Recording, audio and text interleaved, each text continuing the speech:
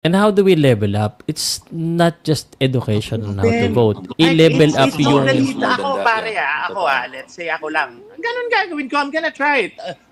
F it. I'm gonna try my best. Whatever it takes. Whatever it takes for us Filipino, my fellow countrymen to level up.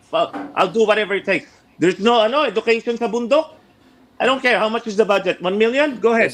That's a good thought, yeah. 1 million is the budget? Go ahead. 2 million? Go ahead. I don't care. Whatever it takes. So wala silang hospital dyan? The thing is, the more that you give to the government, the more it's gonna be corrupt. No, of course I'm gonna oversee every money that I release. Every who's overseeing it? Accountable for it.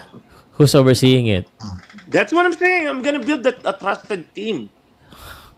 Brother, siguro na-understand, Pilipino ka naman selectable, Joe Ship at si Byron. For us kasi alam mo paano magtrabaho na maigi yung mga yon? Tanggalan mo na sweldo. Lalo na hindi magtatrabaho.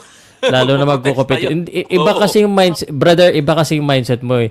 The thing is, ang hina ng sweldo ng mga... Walang mga honest sa atin dyan. Hindi, bro, hindi. Walang tulad ko na ganun mag-isip. Hindi. Meron naman. So walang mga tulad ko na, sino nagpasweldo dyan? So walang mga ganun mag-isip? Meron check and balance, bro. Kaya meron, bro. It's different here sa US, sabi ni Boss. I know. Pero yung parang mahirap. So, may mga ganun taong Hindi lang sa hirap, bro. Madami mayaman sa Pilipinas. Ang hindi mahirap. Like, mahirap gawin. Laging sinasabi, mahirap. It's not possible. No. Well, try it. Nobody has tried before. Plus, go ahead, music. Go ahead. Isa lang. Bago ko bumaba. Yung sinasabi niya wag mo seldan, eto nga kine-question lang ng Kongreso yung 715 million kung saan napunta. Halos hell break loose na sa Pilipinas.